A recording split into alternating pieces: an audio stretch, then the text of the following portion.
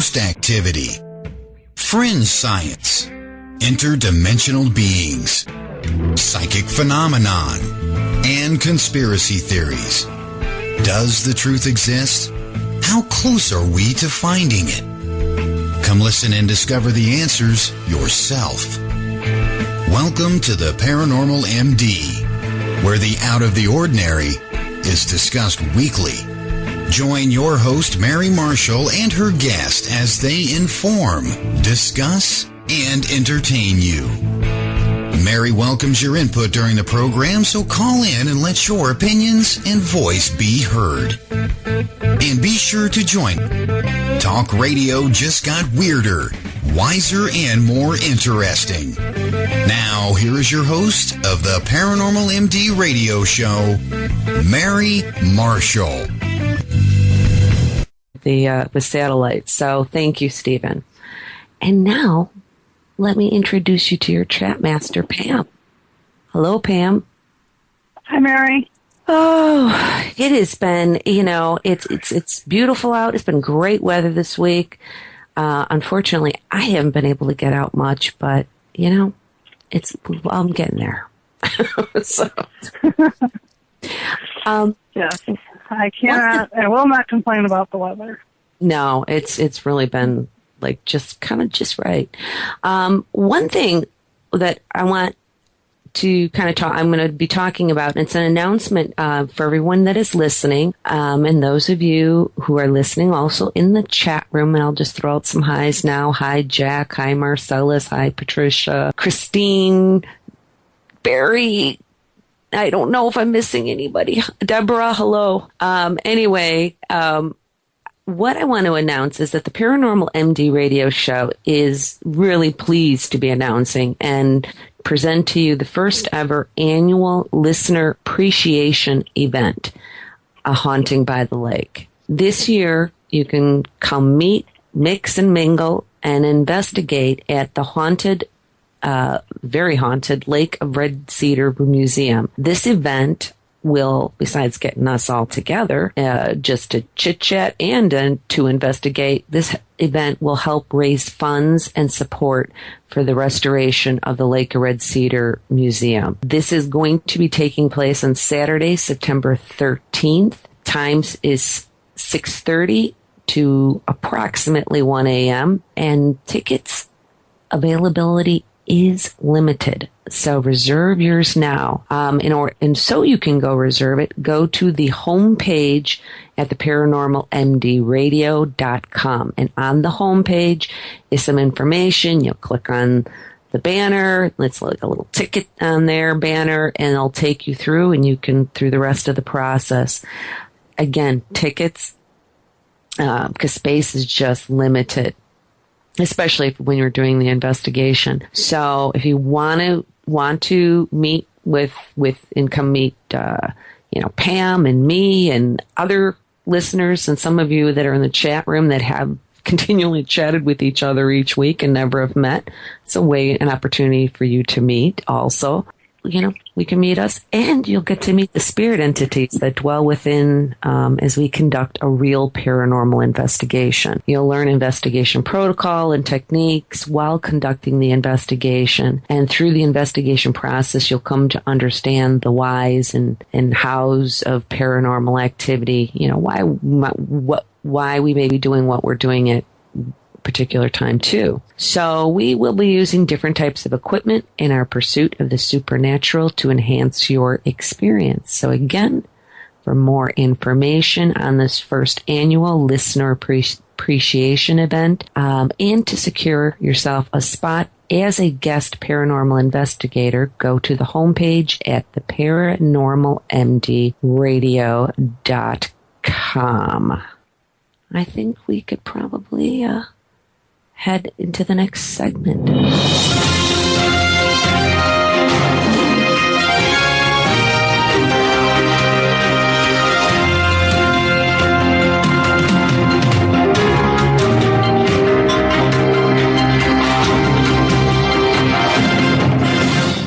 That's right. It's time for Weird World News and What You Didn't Know.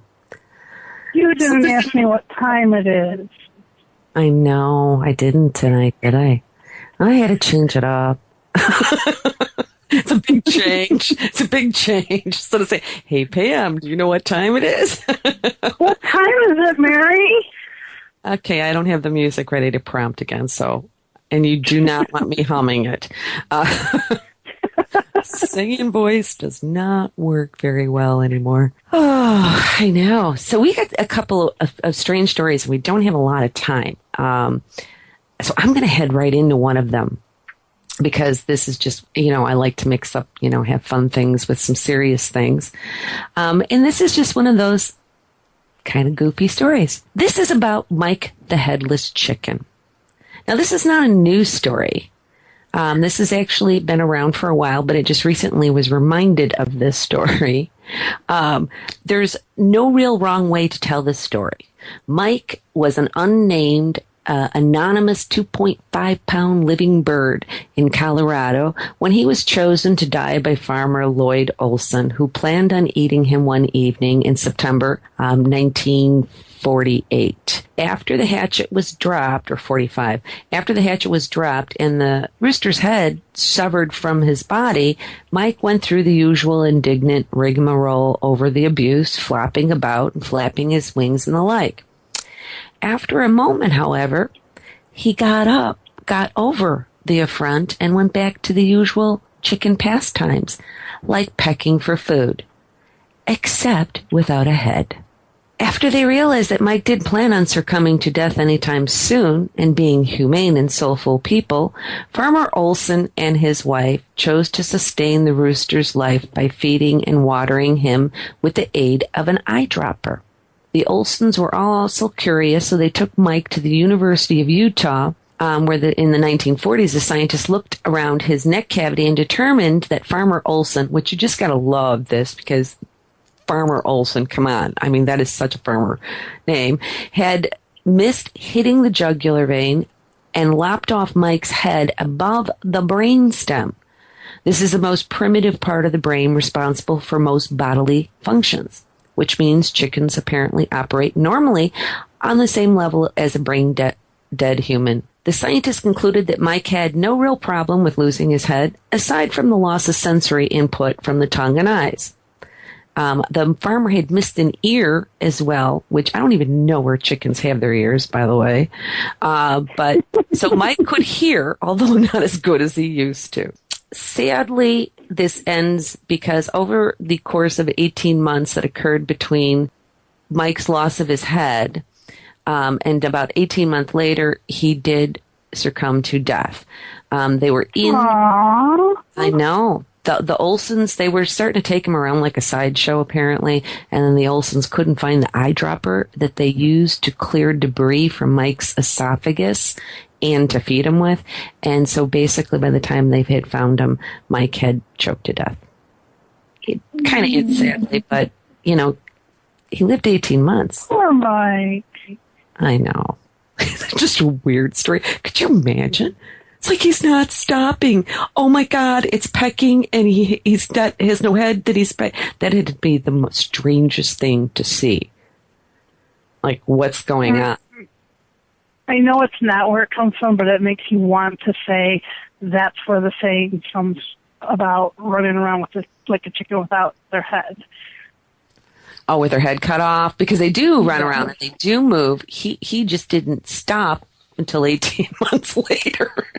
So he at least he was. I wonder if this is horrible to say, but they were farmers, and when they died, did they finally eat them? I don't know. That's what they were going to do originally, so that's just wrong if they did. I wonder if they did. Yeah, well, I can't imagine that without a head and the way that he had to eat. Could they really fatten him up? They probably did. He did put on a bunch of weight. Oh my God, they probably were. That's just horrible. They were fattening him up so they could feast on him someday. No, I don't know this. I'm just making that part up. All right. I am going to shoot because I do want to get this next one out. but we're not even going to have time to talk about it. But this is really important and serious stuff that people need to know about. This is a shocker.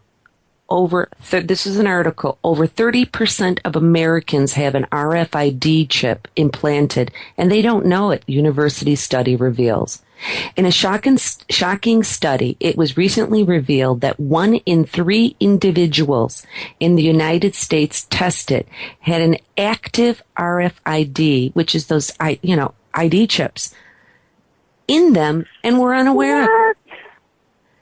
In the publication from the Wyoming Institute of Technology, Analysis of Radio Frequency Identification Chip Prevalence in 3 discrete United States populations, it has been reported that doctors tested 2,955 Americans from different geographical locations and walks of life.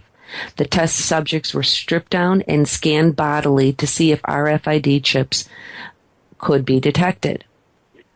And in fact, they were. And apparently, according to this too, in the media, that the majority detected by the researchers were from dental work, fillings, bridges, crowns, etc.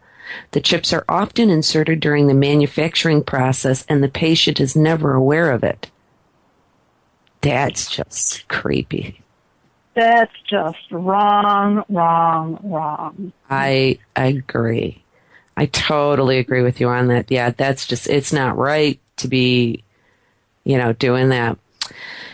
At any rate, I'm looking at the time. We are going to have to take a brief break now, so grab a drink and smile. We'll be right back after these words from our sponsor.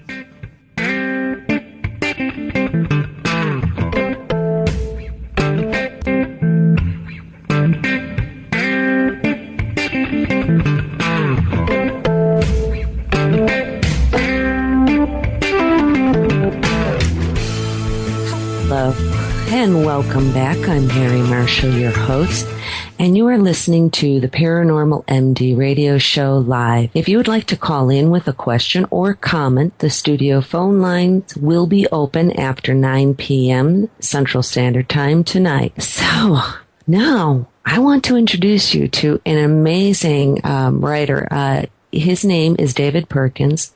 His work, his metaphysical work has been published throughout Europe for technical articles and journals to magazine pieces and entertainment weekly forecasts. His book, Hitler's Astrology, is a historical drama based on the true story of astrology's and the occult's role in Nazi Germany during World War II and the personalities who manipulated these beliefs. Karl Ernst Kraft, a Swiss astrologer, became adamant Nazi, and his scientific approach to astrology and knowledge of Nostradamus were highly respected. And this was put to use for the German war effort. So without further ado, hello, David, and welcome to the Paranormal MD. Well, hello, Mary, and thank you for having me. I'm honored to be on the show, and in more ways than one, really. Oh, well, thanks. And thank you for joining me here tonight. This is some pretty heavy duty topic here. I think if you don't mind, if I ask you this first, first of all, how long did it take you to research and write this? And what prompted you to start? Well, actually, it all started, I was playing chess in a park, which was one of my favorite things to do in the summer. I was living in Hamburg, Germany, in the 80s, and this was about 1983. And this guy, I'm playing with goes, "Hey, your German's good, but you're not German, are you?" And I said, "No, I'm from Texas." And he goes, "Oh, you're an American. When the French captured me, they treated me like a dog. But when the Americans came, they treated me like a human being." So, of course, in the back of my mind, I'm going, God, thank God some lieutenant did it right somewhere, because, normally if you say you're an American, anywhere in the world, you get all the negative things on that. Hey. And, of course, a lot of the guys around said, yeah, that's Herr Perkins. Because I was writing an astrology column for of a German women's magazine called Bilderfrau, which means pictures of women. It's kind of like Women's Day or Life magazine or something like that. And he goes, oh, well, you know, I was an astrologer too during the war. And he started naming off, Hess and Karl Ernst Kraft, the gentleman that you mentioned, which is how I found out about him. And, you know, I'd always felt, well, first, I've always been a lover of history, always. That was my minor in school. I was a psych major. And he started, you know, talking about all this stuff. And it turns out, you know, if you're familiar with, you know, Raiders of the Lost Ark and Indiana Jones, he was one of the German guys running around the world collecting all those artifacts. And, of course, you know, he didn't have the scar on his face and was your ultimate evil Nazi. These guys were, you know, archaeologists. They were very, PhDs in Sumerian and Sanskrit language.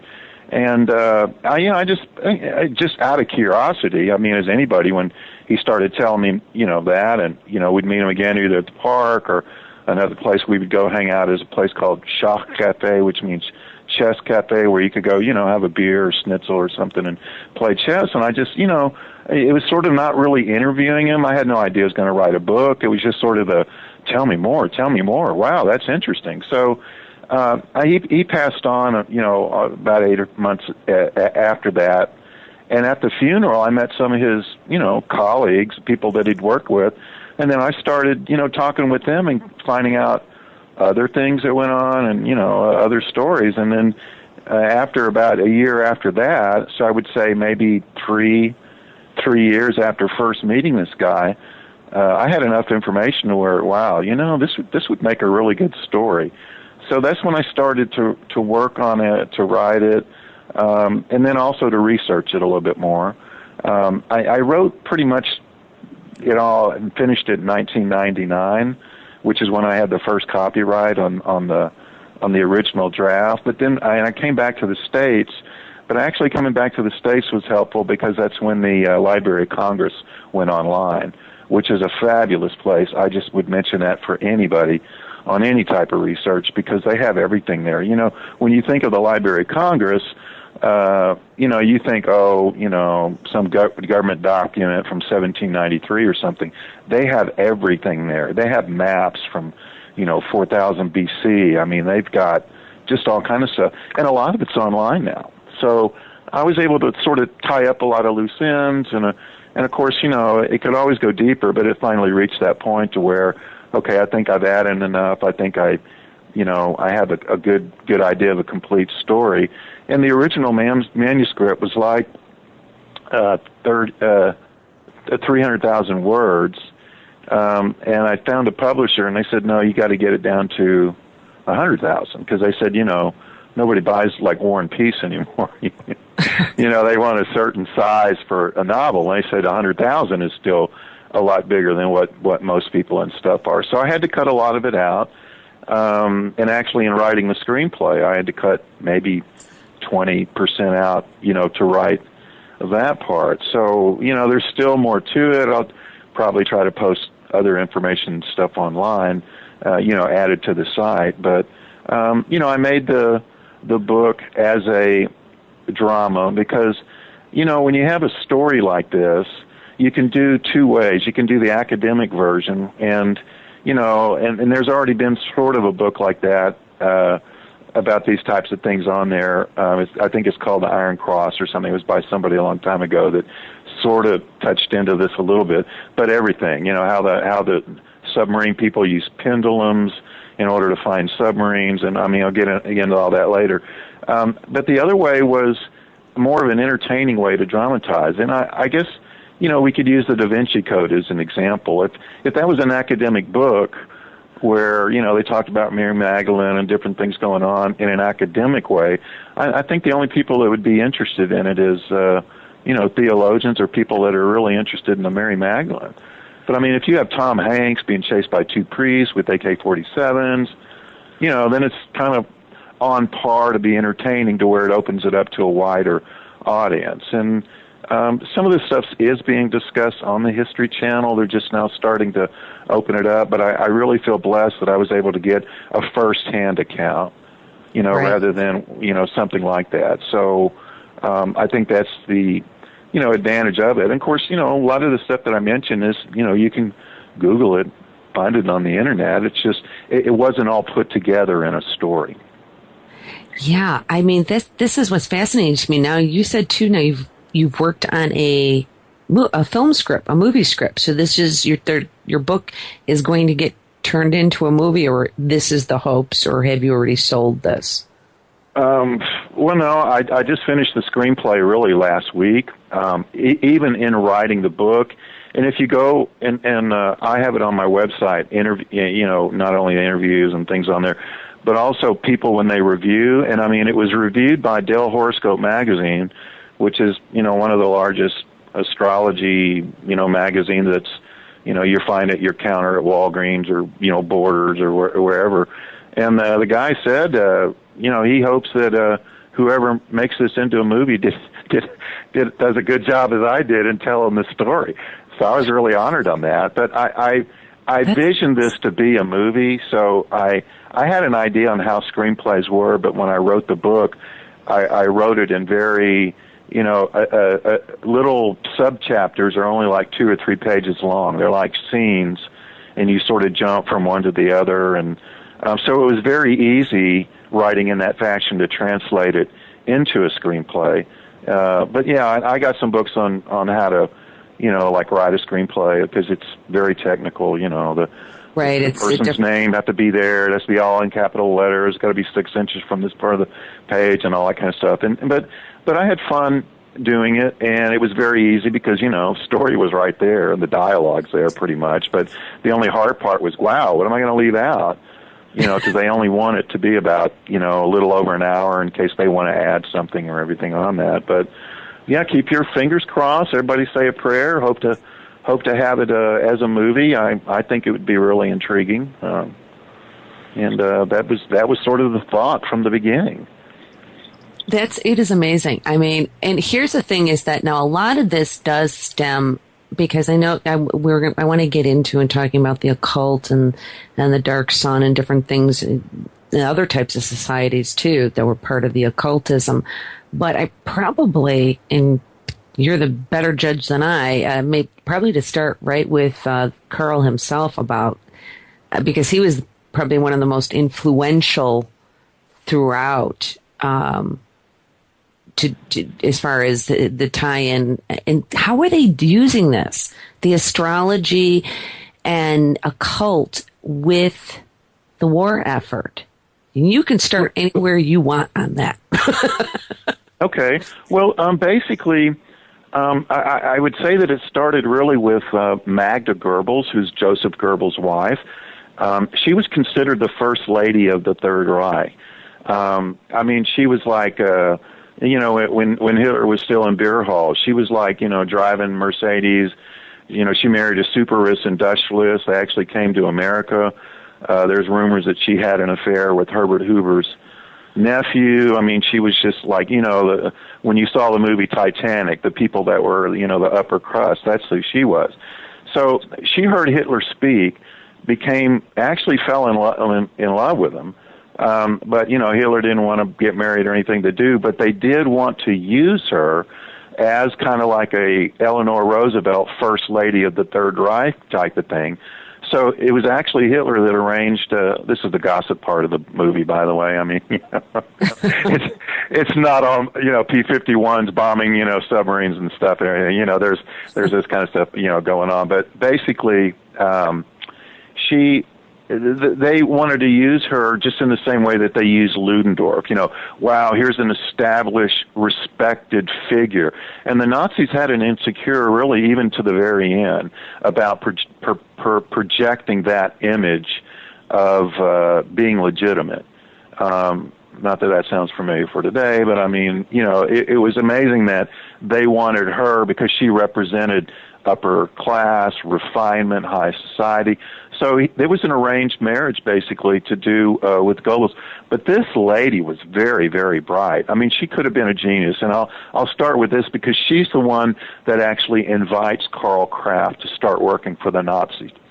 Oh. She read a passage, one of the Nostradamus passage that basically states that during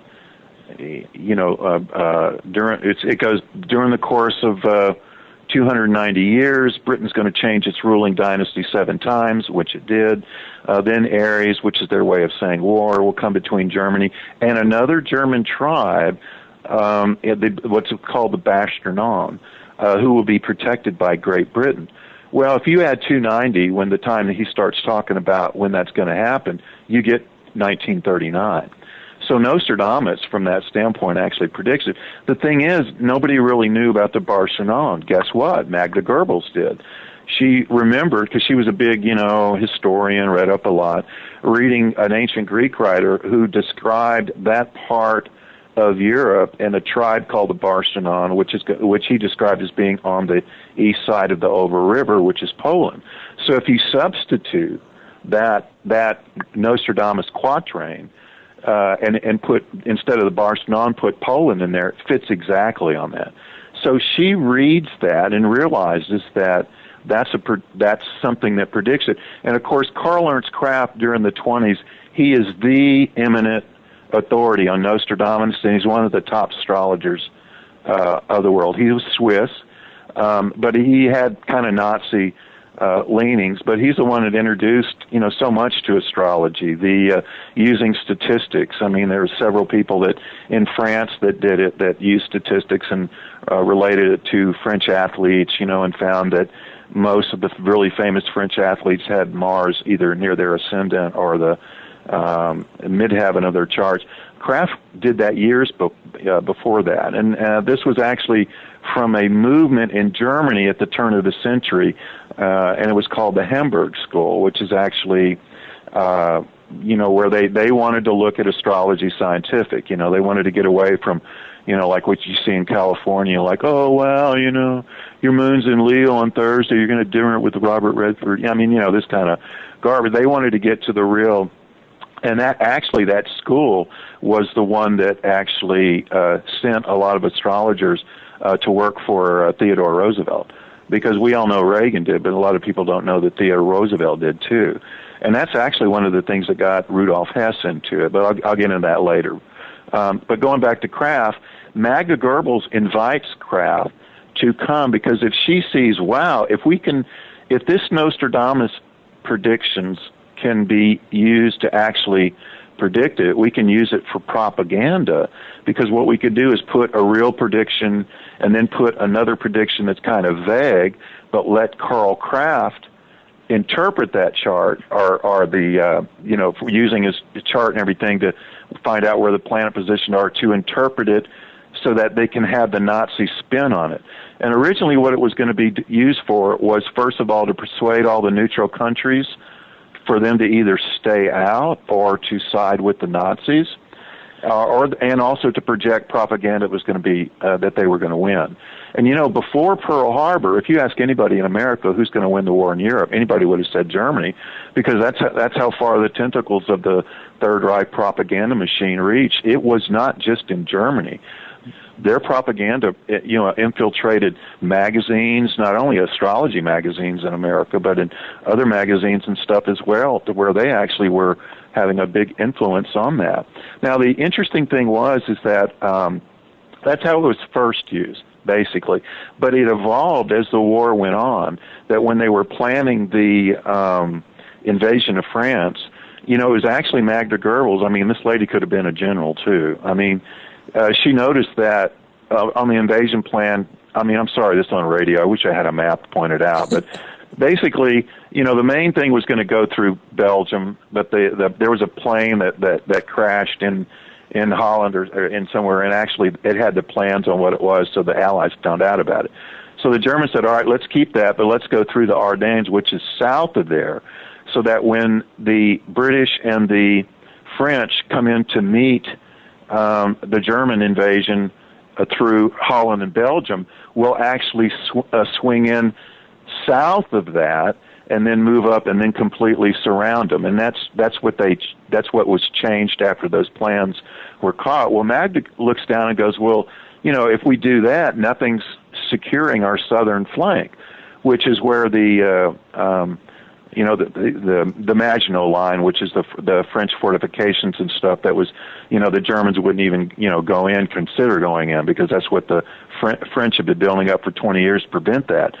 So she said, look, those guys can come up there. And they said, well, no, that, they're going to stay down there and everything. She goes, no, but still you need to do that.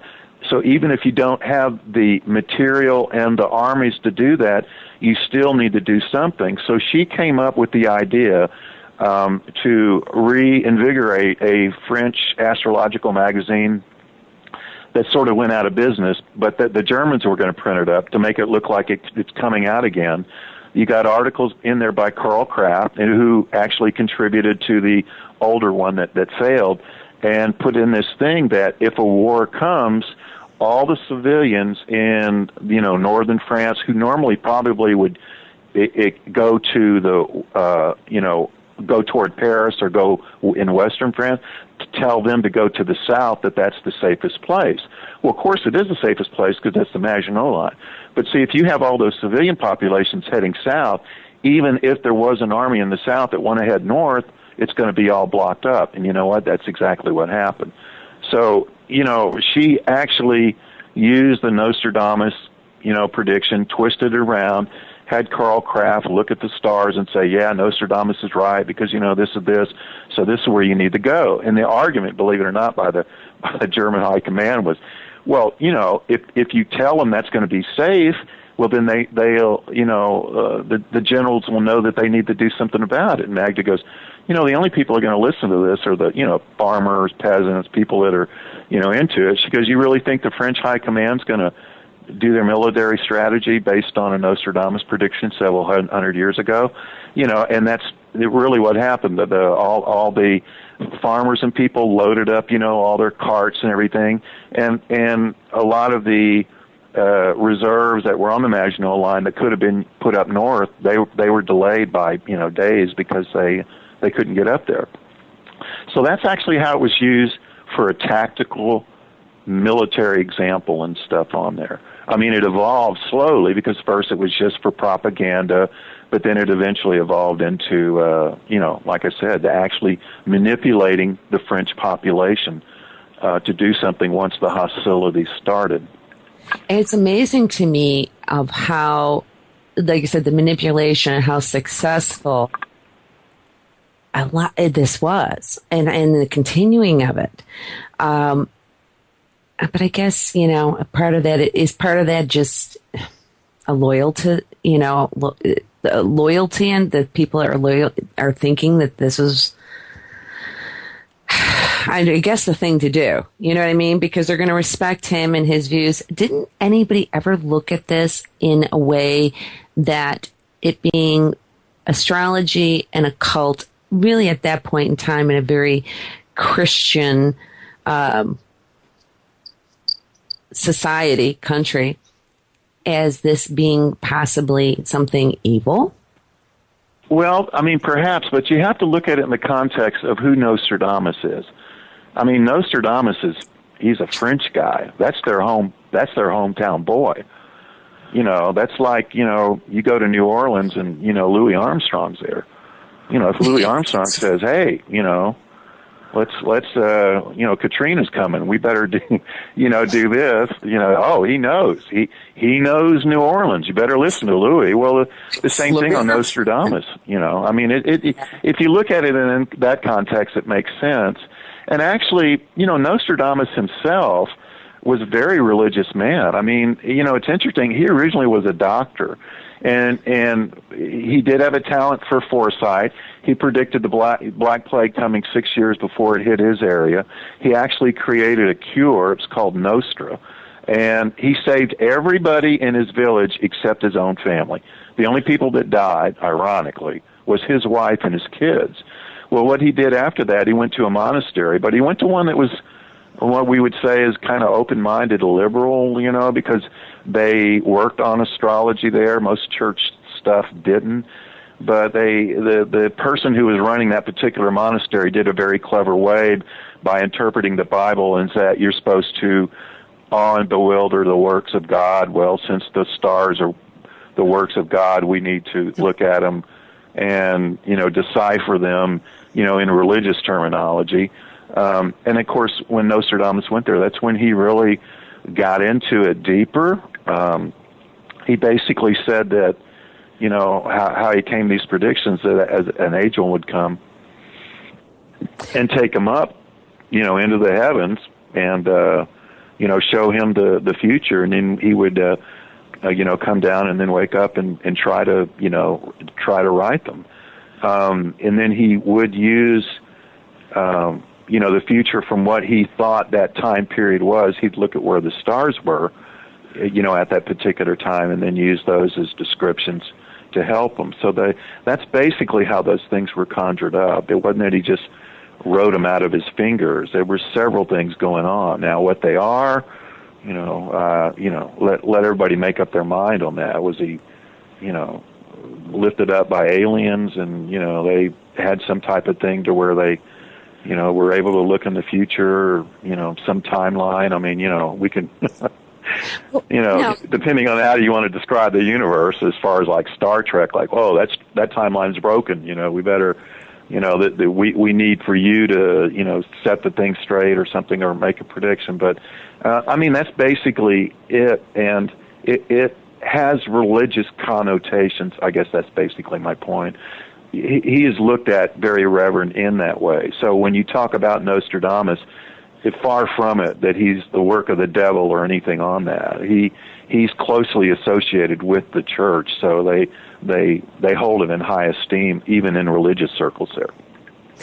One of the things, if you can clear up too, because I like to do this for people who are listening, because we don't always know. I certainly don't. The symbol, Nazi military symbol, is like a black sun with the swastika and the ancient Nordic Victorian rune, if I'm getting this correctly, because this is what I was reading through here, as in that how did that come about? Because this symbol is the idea of uniting three important, like, Nazi ideologies, correct? Well, this comes from the 1930 excavations over into,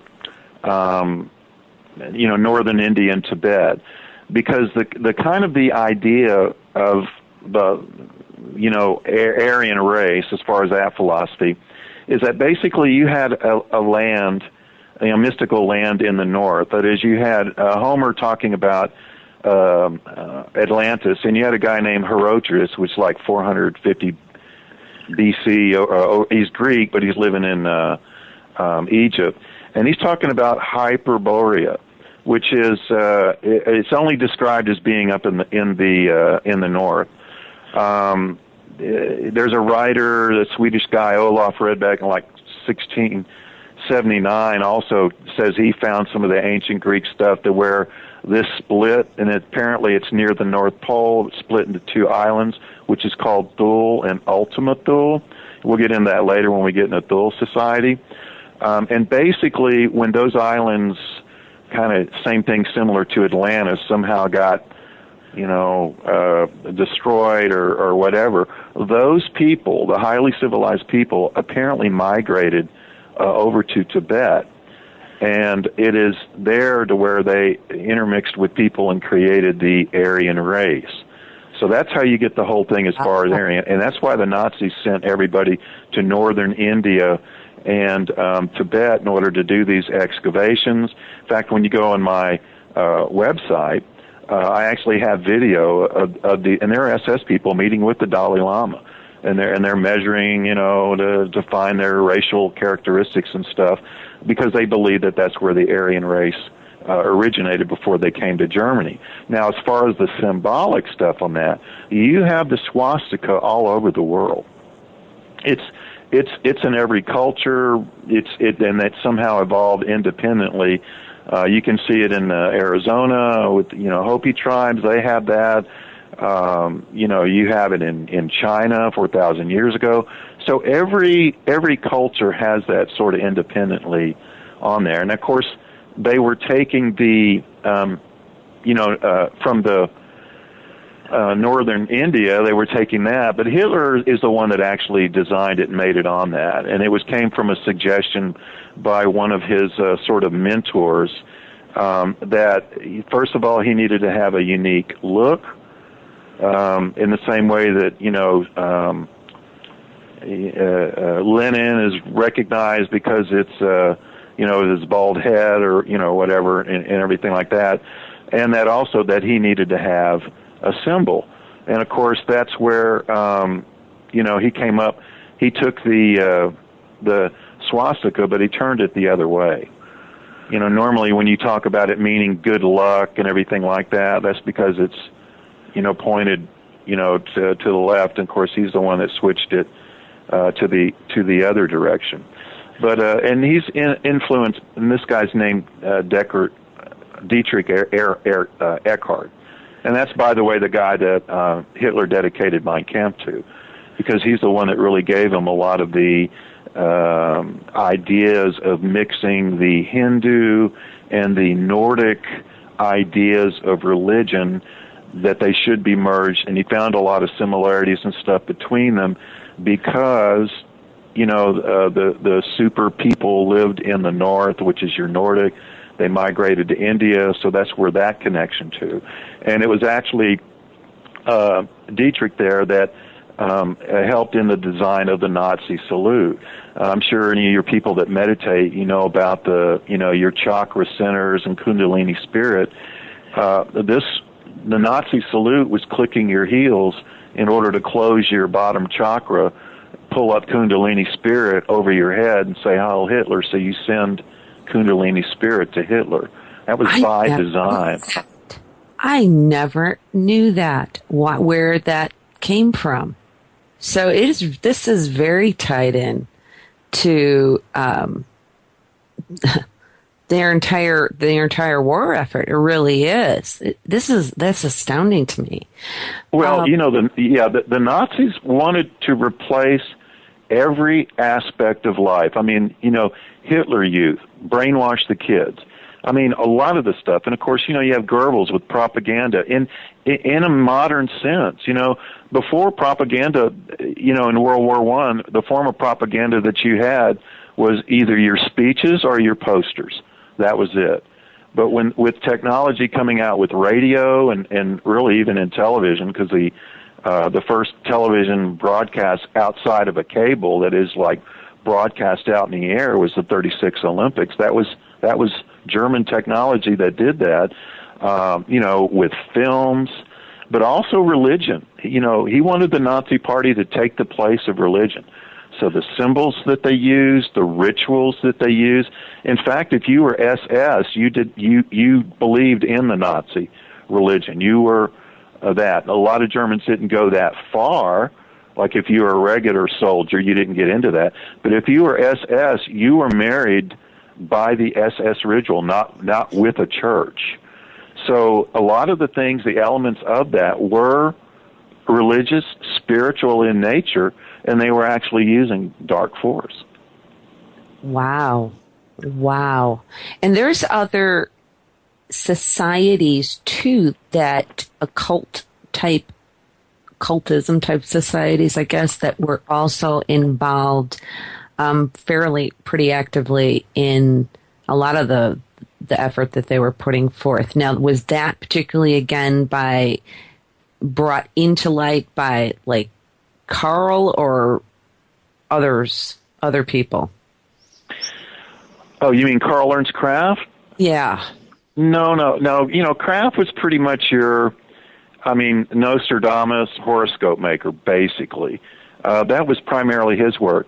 Most of the, I think where you're getting at is the philosophy of the Third Reich. Basically, we can say that it came from three basic parts. The first one, of course, is the mystical land. Okay, that is, your Tibet, India, Nordic Superman premise. You also have the idea of the hollow earth, which actually was brought about by Edmund Halley, from Halley's Comet. And he basically, he was a British astronomer, well respected. He actually suggested that the Earth is hollow with 4, concentric spheres. You can Google that and look up all his thing on that. And of course, so Jules Verne picks up on that with Voyage to the Center of the Earth. And then you have a guy named Edward Lytton, who's from Britain. And in 1871, he comes up with a book called The Coming Race. And he talks about how he himself went into one of these subterranean areas below the Earth, and there's a human-like race there called the Vrilya. And he describes them, being able to use psychic kinetic energy, which was called Vril. And basically, the best way I can describe it is the Force in Star Wars. They believe that Vril is an energy that exists within everything, and if you yourself control your Vril energy, you can interact that with the Vril energy and anything else, any other living thing, even a rock. I guess the closest thing that we would say to that is like the Aborigines. Supposedly an Aborigines can take his spirit, and cast it up into an eagle and talk with the eagle, and the eagle will tell them where water is. I mean, those are like documented things on that. Well, that's kind of along the lines, if I was to describe what Vril is outside of, of course, the Force. But it even goes a little bit deeper than what, Star Wars describes, because you're able to intermingle it with that. Because, if you look at everything on a... I'm sorry? I need to hold one minute here. We need to take a top of the hour break. And when we come back, please finish this thought, because this is fascinating. For everyone listening, we are taking a break, and we will be right back in just a minute. Don't go anywhere.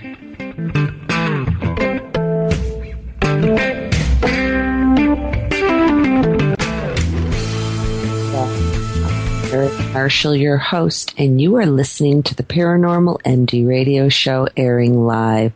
If you would like to call into the show, the phone lines are now open. Also, I want to let those of you who are listening know that the websites and information on guests like David, who's joined us this evening, are all posted at the paranormalmdradio.com. Guest information, websites, links are there as well. And while you're there, make sure to check out the community calendar and elsewhere to find out where I may be lecturing or on classes that may be coming up. Now, let me get back to the task at hand here. So, David, we were talking a little bit, and you were talking about this whole thing. Now, if I'm going to say this right, with Vril and the energy. Mm-hmm. Before you go a little further with this, all of this, as far as whether it be the astrology, occult approaches, did Hitler honestly believe in all of this, or was he simply using it as a manipulation tool? As propaganda type thing. Well, I guess I'm going to have to give away the book. Of course, it's called Hitler's Astrologer. But I pointed out in the book, because I do have a first-hand account on this, Hitler did not believe in astrology. He said he could care less about it. His basic premise was, if everybody worries that I use astrology, and then, they scramble around to try to figure it out what it is, by, so much the better. Now, he's surrounded by a lot of people that are in there. For example, Himmler, heavy duty into the occult, all the mysticism that we had talked about. Hess was actually an astrologer. His parents were in the Foreign Service over in Egypt, so his mom was into Egyptian stuff, and he started learning this stuff when he was 6 years old. I mentioned earlier at the beginning of the broadcast that, the Hamburg School was the astrologers to Theodore Roosevelt. When Hess found that out, he said, everybody worldwide admired Roosevelt, Teddy Roosevelt. And, because he was very Kaiser-like to the German people. Their view was that, hey, speak softly, carry a big stick, don't mess with me, and they highly respected that. So when they found out that German astrologers are assisting them, that got Hess into it. The whole idea that Hitler used an astrologer was actually by a Hungarian refugee. His name, when he lived in Germany, was Ludwig von Voll. And he, was in the circle. He's basically an opportunist. Not to sound sleazy, but he basically just did horoscopes so that he could, get women, basically. Get independent. He would prey on middle-aged women or divorced women and, this kind of stuff. So what happened is, because he has some Jewish lineage in his family, when Nazis start coming to power, he basically goes to London. Now, he's aware of Kraft. He actually saw him walking out of the Ministry of propaganda and everything. So he has the association in his mind that Kraft is working for the German government, apparently there for Hitler. So when he goes to London and the Germans, they beat the British into Norway by 2 days. They get into Denmark. They outfox them in France. And he goes up to them and he says, hey, I know why the Germans are a step ahead of you guys, because Karl Kraft is advising them. Well, at this point that he saw him, he was only doing the, propaganda stuff and everything. He wasn't aware of it. But he just made this up for the fact that if you hire me, I will tell you what Kraft is telling Hitler. So that's where the whole idea that Hitler used an astrologer came from. Because what happened was, after a year or so, they basically found out that he was a quack. And by the way, he changed his name to Louis de Vol when he lived in England. And after, they sort of just, they couldn't fire him because, they gave him a lot of money. They made him a captain. So I guess they do kind of like what they do today, like Lois Lerner, we'll just move you over in another department. And they eventually moved him to get him out. But after the war, he became a writer, and he wrote books. He also wrote plays.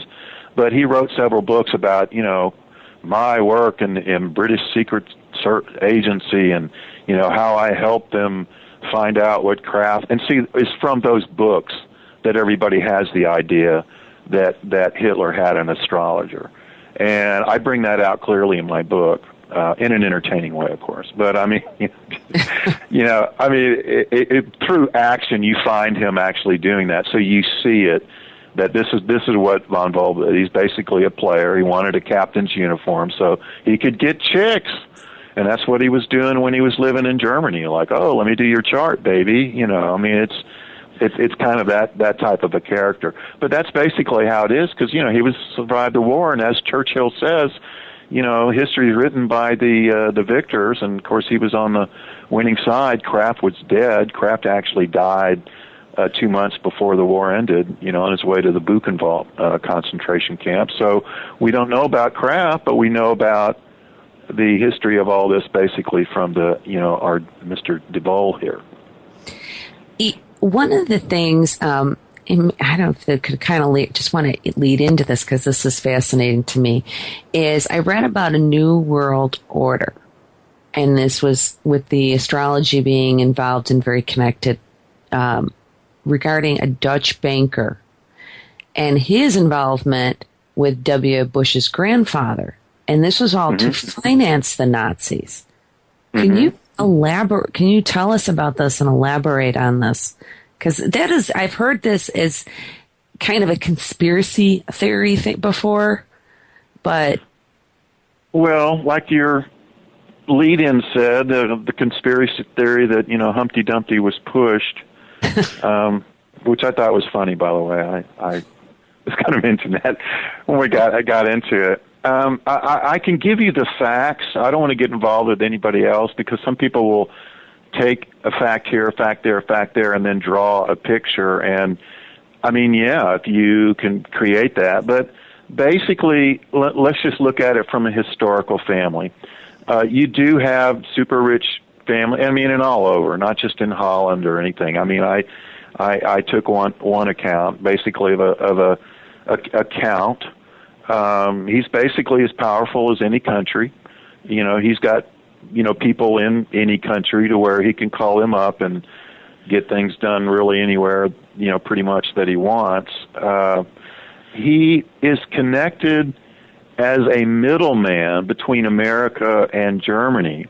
And at first, it's to funnel money into Germany. And there was a lot of money from a lot of different people, not just Prescott Bush, his banking company to help support a lot of other companies did as well. Before all the negative things that were coming out, he actually united the people, got Germany out of a depression long before America did. Built the Autobahn and did all this kind of stuff. So, and of course you had the Nazi propaganda thing working very well to do that. So, a lot of people put money into the Nazi Party to help, get them going, because I guess from a banker standpoint, they look like the person to bet on in Germany. He was the only thing getting things done, and he was the one that was fighting communism. Right. And that's probably the biggest thing, because you have to realize, the crowd that Prescott Bush was running in, he's also associated with another thing. You can, look this up on Google. It's called the Businessman Plot of 1933, to where when they were about to do the Social Security Act, and you had a lot of stuff that FDR wanted to do, they thought that was taking the country into socialism and into communism. And they actually had a guy named Smedley, one of the generals, that they had a conspiracy to where he would take over Washington, D.C. with the troops that were in there. But Smedley didn't do it. He went to FDR and said, look, these guys are plotting against you. And that was, of course, nipped in the bud right there. Of course, these are all billionaire guys, so they got off and, we were misunderstood and, this kind of stuff. But basically, he funneled all the gold into Germany in order to help get up the Nazi Party. And you got the Dutch banker in between on that. Well, the center of focus was the steel production. And you had Crump, and then you had Thistle or Thyssen, or depending on your pronunciation and stuff on there. But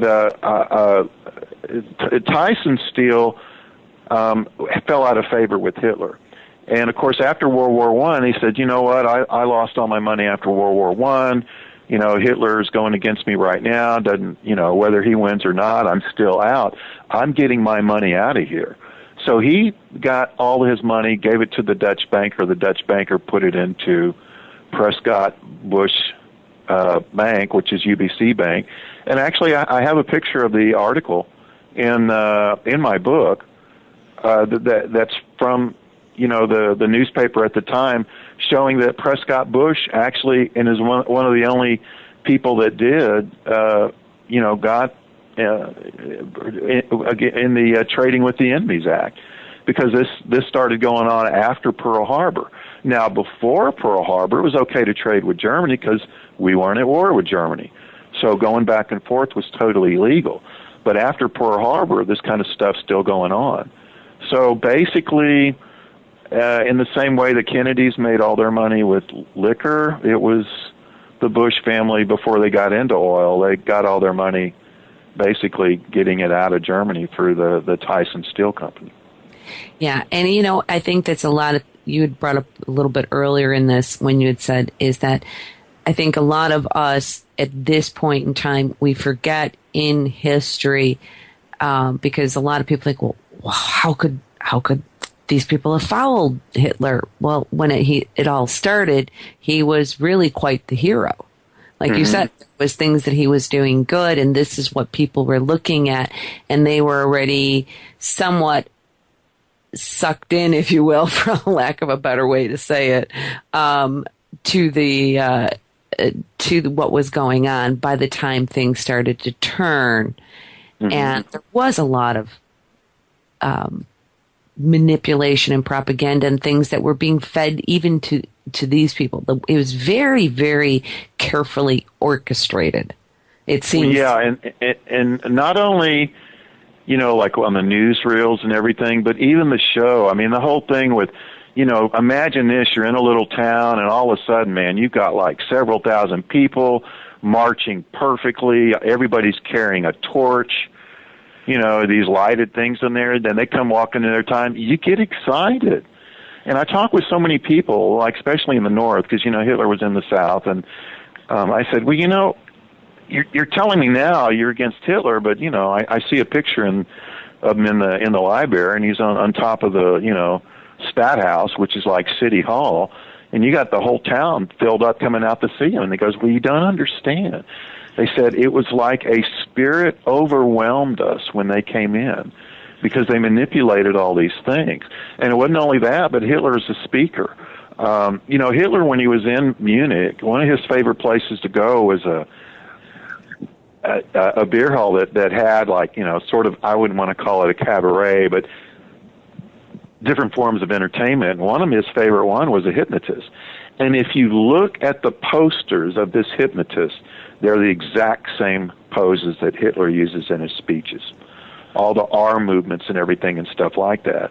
And that's what they said when he spotted, where they said we were mesmerized. They didn't say hypnotized, but mesmerized, which is pretty close. And when you look at his speeches and they say, wow, he was a great speaker, it's not of content, because he just said very basic stuff. Our children will be as strong as steel. I guess, kind of crap you hear today from politicians. So it's not really that different in that sense. It's just the way he did it. He totally captivated. Wow. Yeah, I mean, it is. And so much of it, because if you talk to a lot of, there's not many left now, but at the time, people who lived through a lot of this, it's just a completely different picture than a lot of us generations later are looking at when we see the entire effort and everything that was going on. I want to ask you a little bit of, it's not, I want to say personal, it's not off track, so to say, but you've been doing astrology basically since 1975, is that correct? Yes. About that. Now, in your opinion, because this is something that you have now, studied and worked with, learned, is the mathematical basis of astrology, in your opinion, more accurate than a lot of psychological or analytical approaches that may be given to, help people, say, well, you're a Scorpio, so this is, what your deal is. Have you found that to be the case for you? Well, when you say math, I'm going to translate it into an article that I wrote. In fact, I invite anybody to use it just to visit my site, which is just HitlerAstrologer.com. On my author page at the bottom, I'm working on my doctorate in instructional design, and one of my projects was I was supposed to take something non-scientific yet have it prove something. And it's something that I've been working on, which is how music works in cycles every 30 years. 1920, you had jazz and saxophone. 1950, you had rock and roll, electric guitar. 1980s, you have the new waves thing with the synthesizer. I go through the cycle on that, and these are something you can be measured because this 30-year cycle, everybody knows musical history, but if you look at this cycle, you'll say, wow, I never saw that before. That was something that astrology was helpful for because I found a parallel between planet Saturn, which takes 29.7 years to go around, and musical trends in America. Now, I think it's helpful for something like that because I honestly believe that, our entire solar system sort of operates on a vibration, let's say, that's in sync. That is, if you took the planet Jupiter out of the solar system right now, everything would change. Everything. Our planet would tilt, its orbit would be different, everything on that, because that's actually how they found the planet Pluto and, by the way, Neptune.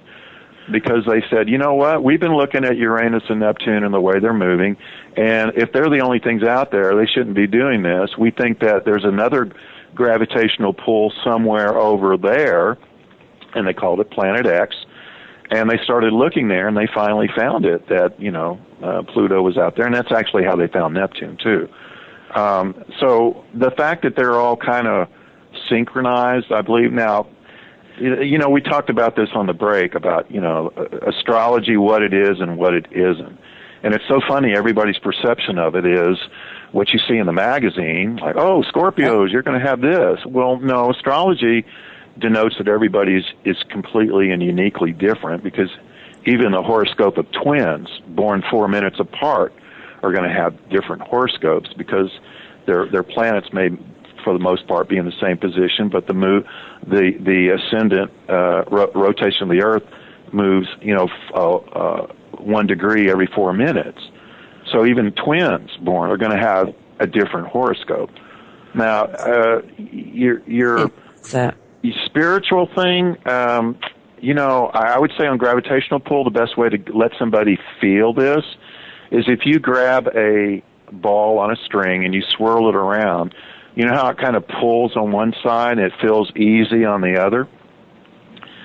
Imagine that as being a planet go around. So if you got somebody being born when it's sort of an easy, less tension, and then you got somebody being born on the other side to where it is hard, I mean, you might be able to say that, that might have some influence. That's not proven. I just seems to make sense if you kind of do the as it is above, so it is below kind of thing. Another interesting scientific study I saw that I thought kind of gave an idea of that. I lived in Baltimore for a while, and they did a study where they took some blue shell crabs out of the Chesapeake Bay, and they put them in an artificial tank in Nebraska. And it turned out they made all these artificial tides and everything like that. Their eating habits, their sexual habits, everything remained the same to the phase of the moon, no matter where they were. So if they were in the Chesapeake, they did it to the moon. If they were in the artificial tank, nothing changed, in other words. And I think that, the moon, of course, makes the waters in the ocean go up and down, and, we're 70% water, so I don't know, maybe there's an influence there. I do believe in free will also. I don't believe in this thing that's fated, but I do believe in tendencies and sort of, if you're a boat and you don't have a direction and you don't know where you're going to go, you're going to be tossed around by the ocean, and, maybe that's it. But if you have a good captain, you know where you want to go, and your ship is in order, you're going to go where you want to go no matter what the ocean is. But I think that when somebody is not thinking or, not aware, then the forces outside of you are going to maybe have an influence. And I think that's probably a good thing. But if anything, it's a philosophy. I think in the same way that tarot cards have a philosophy, there's one in astrology. I think it's helpful for that, just to have a philosophy, because certainly not being taught in school. I mean, run around, ask any high school kid, Aristotle, Plato, they'll look at you like, that. So you're at least getting some form of a very human form that, that's age-old, timeless. And actually, just so that you know, the original astrology characteristics was from the Sumerians, and it was used to when to plant. For example, Aries is when the seed opens up, and the characteristics have transferred over to Aries as far as being me now. The moment is important, and it is. Taurus is when the root comes out, like, a bean sprout. You see the root coming out. That's why Taurus is stubborn. You don't want to be moving around during that period. The next one, Gemini, is when the top part and the bottom part of the plant become developed, and that's why there's duality. Like, part of the plant is going, hey, it's sunny, warm, and windy, and the bottom part of the plant's going, no, it's cold and dark and wet. These characteristics are what the Greeks used, taking the, ancient Babylonian things and incorporating them into human characteristics. Now, is that at fault? Well, if you look at a holistic approach on how, we're related. All of us are on the earth in one form or another. There's a certain universal truth that comes into it in the same way that dreams are that way. I have so many people go, I dreamed of this and that in an airplane. And I said, well, there's universal elements in a dream that we all experience. Water, for example. Falling. That's the first thing we did when we were born. We fell out. So that's why everybody has a dream of falling. That's why everybody has saying. But if you dream of an airplane, that depends on your relationship with the airplane. If you have a fear of flying, that's going to mean something. If you're an airline pilot, it might mean something completely different. Not your fear, but it might mean routine and boredom. So there's a difference between the elements that we've created, the elements that are in society, and then there's your hierarchical, universal elements. And I think astrology can be associated with the universal elements.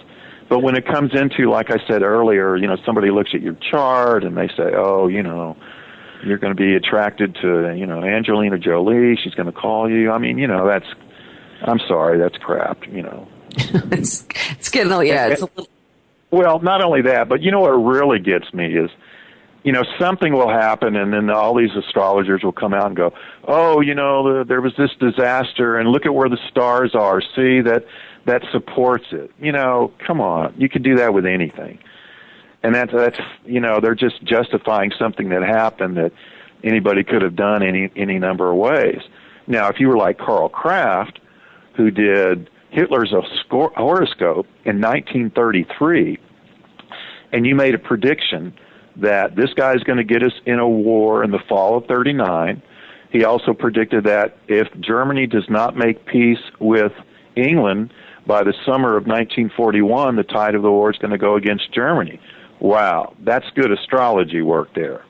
Yeah. But the other stuff, it's, so what? I'm not impressed, Well, we are going to have to take our final commercial break for this evening's show, but I do want to remind everyone that if you've missed part of the show, you can listen to it on the on-demand page at theparanormalmdradio.com. And also you can find out more information about past shows and any guest information. The other thing that I do want to mention that I did forget to mention earlier is that for the event that is taking place in September, if you go to the homepage, click on the banner, the ticket banner, that will take you through so you can get more information and complete the actual purchase of your ticket.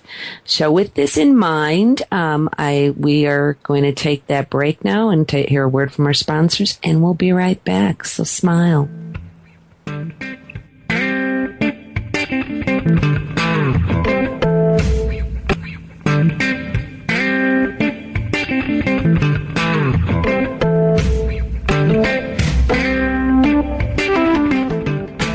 Good evening and welcome back. Thanks for joining me tonight. You are listening live to the Paranormal MD Radio Show. I have been speaking here with David Perkins. David, would you be willing to take a few questions from the chat room? Well, certainly. That would be great, because actually there's one in here which really, this is from Marcellus, leads into something that I do want to talk to you about. His question is, do you believe in the accounts that Hitler and the SS were in contact with aliens? Yes, I would have to say so. There was, although it's not verified, but just in the sort of the theme is going in that in 1936 there was a UFO that crashed in near Freiburg.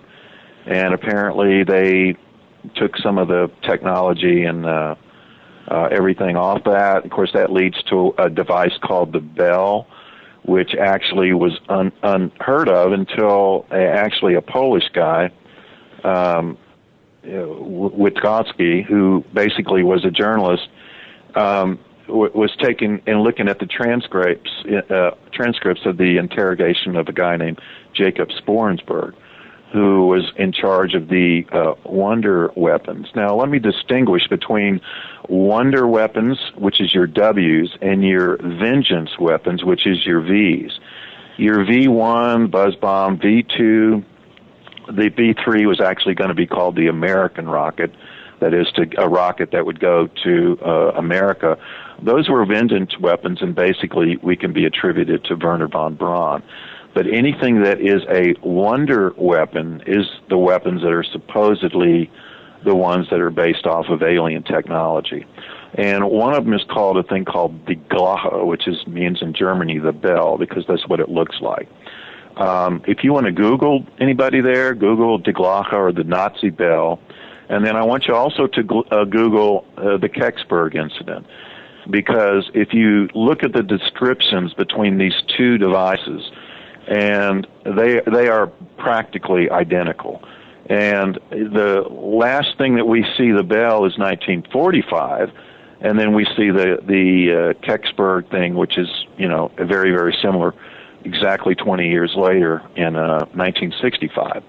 Now, that's because there's so much time in between it, whether it's a time machine or anything like that, we don't know.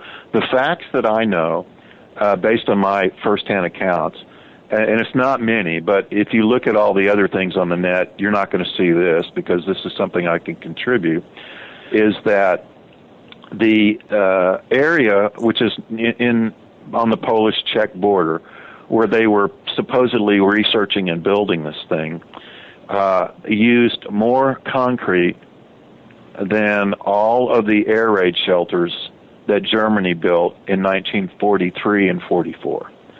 That is a heck of a lot of concrete. So that is a massive development. Basically, the discussion goes is that there was over 60 German scientists that were working there. They were all killed. This thing was apparently requiring a lot of mercury, but they did something to it to turn it into something else, and that it had counter-rotating cycles or something on it, so that it basically, floated, apparently. Not only did it float, but like all the papers and things that weren't weighed down started flying up in the air and stuff as well. If I was to make an opinion on what I think that it is, I think that is the motor drive of a flying saucer. I mean, that's what it sounds like and something on that. So when you hear all the things and it's flooded all on the, in a thing, and you see like pictures of them, I don't know if they're fake or not. You need an expert. But I do know that this, thing was being developed.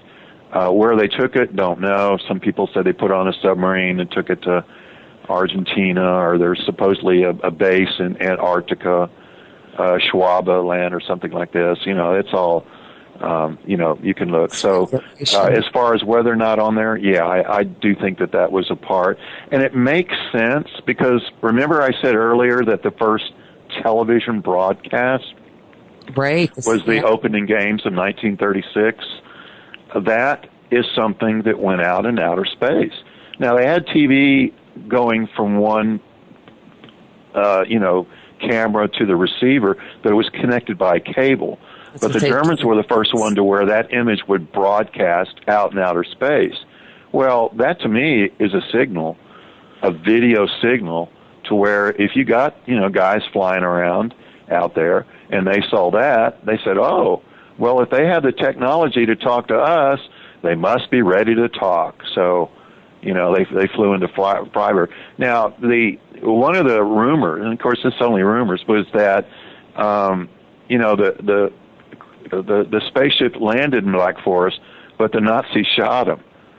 And it's interesting. We have to realize this in America is that, when there's UFOs flying around here, we don't chase them in America. I mean, there might have been on that. The Russians do. The Russians, when there's UFO reports and everything, the earlier ones and on their Roswell kind of thing and their Area 51, there's UFOs over there. They send up MiGs and start shooting rockets at them. And in fact, one of the UFOs actually, did something to where, de-electrified the whole system of the jet, and it crashed because it just totally lost power. Nothing and stuff would work on it. So yes, I believe in it. I go a little bit in my book. In fact, I have a picture of the bell in my book. Now, I invite anybody, and this is, if you're interested in that kind of stuff, look at the Nazi bell and look at Kecksburg. Research all you can on those two incidents, and you'll see that it's too much of a coincidence for them not to be connected. Yeah, it is fascinating because we've heard this before. I mean, and this is, I have to be honest though, this is the first time I'm hearing it.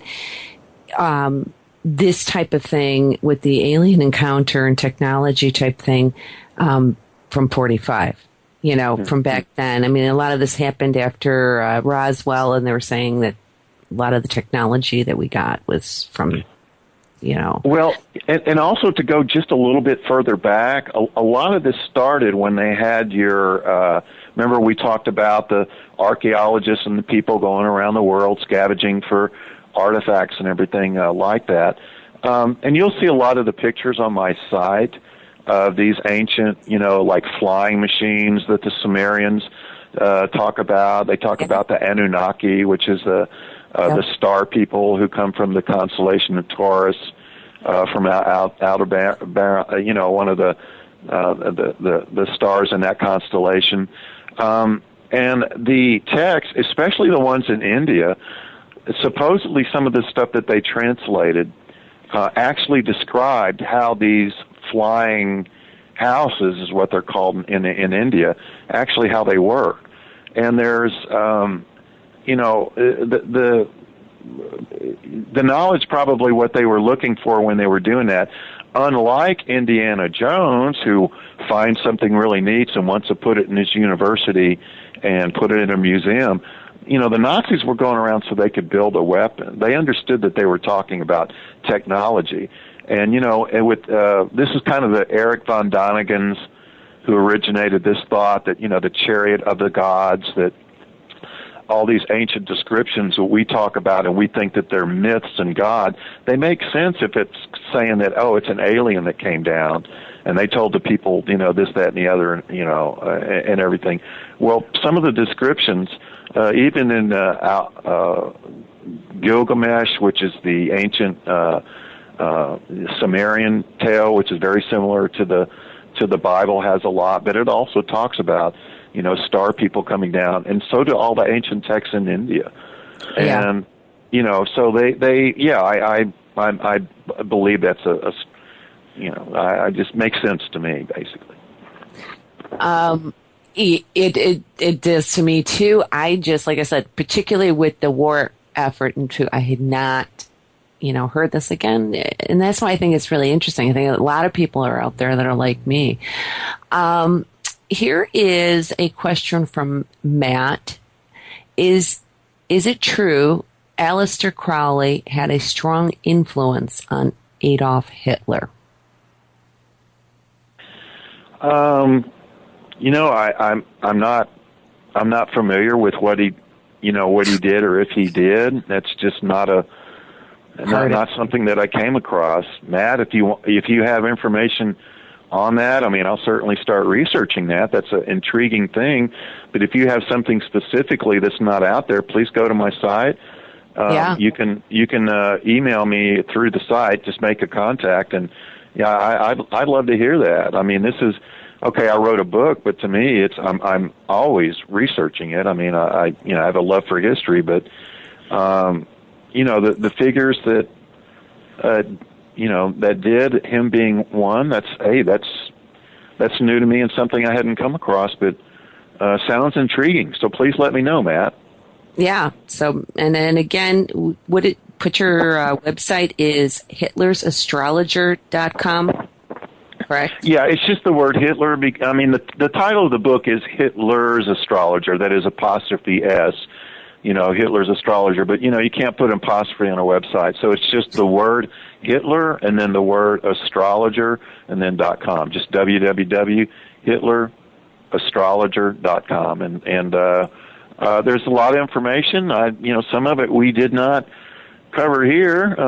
So you're more than welcome to go to the site to check that out. And there's a little video. Like I said, video is worth watching. It's just sort of a little introduction to kind of the background. And there is actual footage, like I said, of the Nazis in Tibet, meeting with them and doing the work that we talked about, which is sort of your Indiana Jones tie-in. This is what they actually did before the war started, was to go around and collect all these ancient artifacts. And so, I mean, because that was, I think for me, going back and learning that they were going and getting all these artifacts, was the intent to monopolize the mysticism, or what was the intent? Well, the primary, like I said, the primary thing was to understand the origins of the Aryan race, and in doing so, they came across this technology. I mean, that would be it in a nutshell. It's just, and it's sort of an evolutionary thing on how it happens too, in the same way that we talked about that, let's use Karl Kraft as propaganda, then it actually became into a war, tactical circumstance, and, it's just sort of one thing led to another, that when they found this, oh wow, we've got the people coming from the sky in fiery chariots that they described as being metal, and and they just put two and two together, and then they just started digging more. Yeah, it's amazing. I wanted to ask, because I found really odd, as I was kind of researching and reading things over with you in the book, I came across the fact that Hitler at some point had hundreds of astrologers arrested. This confused me.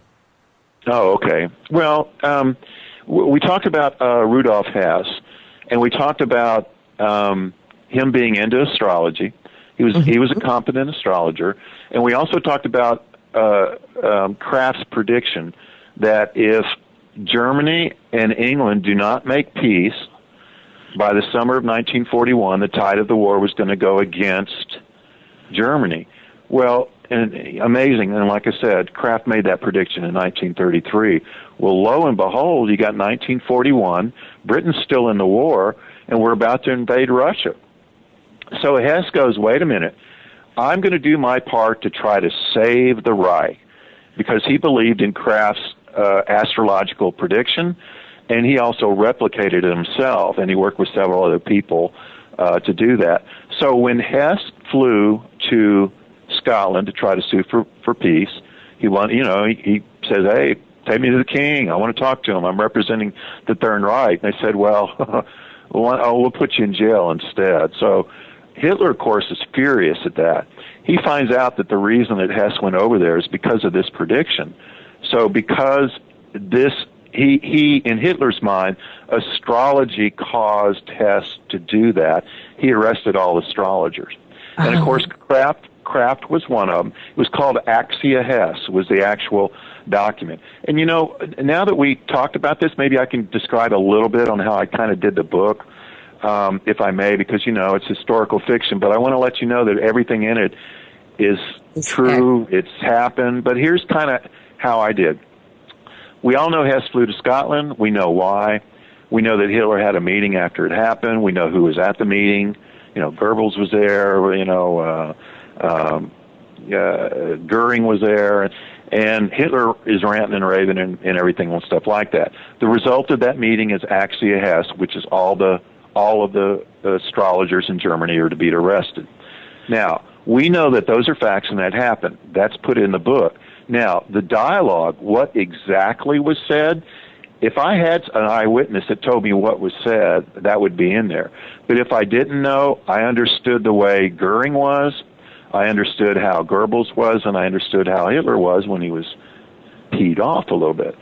So, I took those personalities that if you had a dialogue between these three men and knowing how their personalities were, knowing what the result of that meeting was, which was arrest all of the astrologers, that's how I wrote the dialogue. So the dialogue may not, I can't account for it. I mean, of course, if I could, I did. But that's where it turns into fiction. But the story is based on actual events that actually happened. Now, getting back to Risoldo Kraft on this, Kraft got arrested along with all the other astrologers, but he and a couple of others were pulled out and taken to Peenemünde because they understood trajectory and all that kind of stuff. In order to be an astrologer back then, before the computer, you had to be a top mathematician. And we're talking calculus or everything. Now, that's the same type of mathematics that you need in order to project rocket stuff. So they went up there to work with that. Then they pulled Kraft out to do the charts on Montgomery and Patton because they were starting to give Rommel, trouble.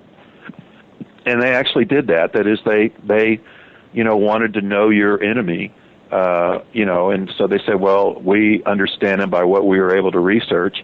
And in fact, one of the Tuskegee Airmen said that, about how the Germans just knew everything. They said he got shot down, he got taken over to a camp, the holding area, and then they went to the camp, and the guy, before they put him in the camp, came out and goes, asking him questions. They knew his grades in high school. They knew where he went to college. They knew everything about him. That's just how meticulous the Germans were. And, of course, when they were losing, they resulted into, well, and then let's look at his chart to see what that did. So we have Kraft, and this is, in the same way we have Dr. Zhigavo, and we follow him around, and we kind of see a little bit all the stuff that's going on in the Russian Revolution. That's kind of the design of this book, is that we follow Kraft working for the Ministry of Propaganda, getting arrested, going to Peenemünde, getting pulled out to work on horoscopes, and then he gets, it looks like to me that it was sent, this is where I really got into the Bell, is to work on that on the Bell project, because he understood planetary motion, which is the other math that they would need for that. And, of course, he got ill and he got shipped out, but he was probably going to get killed anyway, because they not only killed all of the slave labor that was working at this complex, which was called the Reason, which in German means the Great Complex.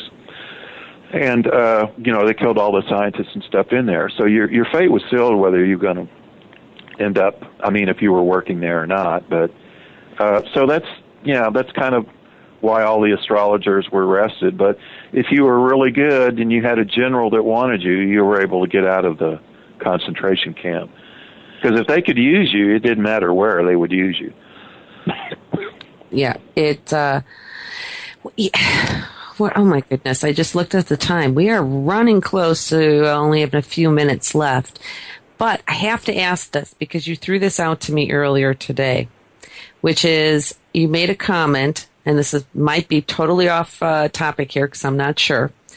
I think you commented, I think it's ironic that I'm your last guest on this network, and that you have a story about this, and it's very spiritual. You have to share the story. Okay, well, I'll try to run through it as quick as I can.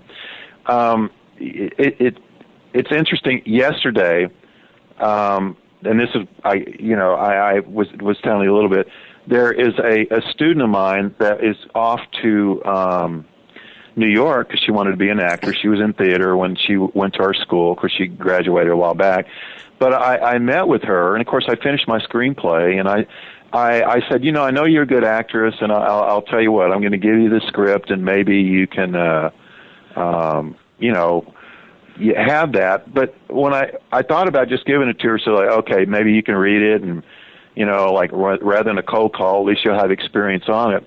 But in our discussion, we found out that a lot of her insecurity about going there was actually helped by her having the script, because it was what she was doing. We talked about now, and I said, well, when you talk a lot with actresses and everything, they, what they did, and I was in this movie, or I was in that, and and I said, you don't need to worry about that, because this is what you're doing now. You're going to learn, but to give a sense of security for you to have something, and that was her last day in Las Vegas before she went to deal, and she just said it was a big help on many different levels. And then, I come to your radio show, and it's like, oh, I just find out this is going to be your last day. Now, listen, I don't know you. Other than what I read on the net, I knew her. But I feel that there's, in a spiritual sense, this is very similar, that she's off on a big adventure. And of course, where she's going is going to let her go to the next step. And I just got this sense that when I heard this on, and I'm going to be your last guest today, which, as I said in the beginning of the show, I'm very honored to be, but that this is going to be your next step. The next thing you're going to is going to be your next big thing. And I say this to anybody when they take a job, it usually gets better. I mean, nobody ever gets a job and then they go get something, well, maybe in this economy and not. But I mean, for the most part, you kind of know what you want. You had the experience to go to the next level. And I just had a spiritual sense that was this is parallel. And plus it happens the next day. I mean, who couldn't put two and two together that way? And not that there's just a little tiny more link to this that you probably aren't aware of, because it's not like on my website or anything like that, is I used to work as an actress too, a working actress at certain point. And so there's this little bit of extra connection there with this girl and this, as far as the whole acting but the similarity. And I thank you for that. It's a really kind thought process, though, and that's what I do believe. I don't think things happen are accidents. They happen for a reason. And it does. It all comes into place, and I'm glad you told me that, so I'll send you the script, too. You send me the script, too. I'll tell you, and I'll be honest. Hey, read it. I mean, when they have even famous actors like Tom Cruise, they come in there, read it. They don't have any prep. They just they study it for 15 minutes, and then how would you do it? Yeah. So I feel it's an advantage if you have the script and you study it. And hey, if we manage to get it sold and somebody comes in there, if you read the book and you have the script, you're going to know that part better than anybody else. Seriously. Yeah, that is an advantage, because often that's exactly what it is. You get sides and you've got 5 minutes. Maybe if you're lucky, you get 10 or 15, and boom, you go. You got to do it, And so it's nice to always have the script, because you can really understand the characters. Mm-hmm. And there is a subtext that does go on. And so it's nice to be able to have that. It always makes it better. Well, we are at the end of this. David, I want to thank you so much. It's been a pleasure speaking with you, and really informative and interesting. And I want you to know that those same comments have been coming out of the chat room about this being interesting as well. For those of you that are listening at home, if you want more information about tonight's guest, David, you can go to the paranormalmdradio.com, which is the show's official website. I also want to remind you that the Paranormal MD show is moving to a new radio station, so be on the lookout for that information about where and when my show will be airing. And if you've missed a portion of the show and would like to hear it in its entirety for free, go to the on-demand section at theparanormalmdradio.com. Basically, all things I just talked about. If you go to there, you'll find out about it. Again, I just want to say to everybody, because I think it might have been missing from the beginning of the show, those of you who, although I'm still recovering from surgery, I want to thank you again for all the nice comments, the well wishes, prayers, and love that you sent my way. Your outreach to me really meant a lot, so thank you. And David, again, thank you so much for joining me as my guest tonight. When I can continue on elsewhere, hopefully I can have you come back on at some point and share a little more with us. Well, certainly, I enjoyed it a lot. Like I said, it was an honor to be on your show, and want to thank all the listeners for listening to me for a while. I'm glad they found it interesting. Yeah, it is. And then again, the website is hitlersastrologer.com. I had to say that carefully, because I didn't want it to get confused with the title of the book with Hitler. You said Hitler's Astrology, but so hitlersastrologer.com. I think I pretty much have hit it all tonight. So I think we're going to segue out of here and just thank you, everyone, for being part of this show, for your patronage, and for listening and joining me this evening and all the evenings. I bid you a farewell for now until we meet again and you join me again. Good night, everyone. Stay well. Be happy.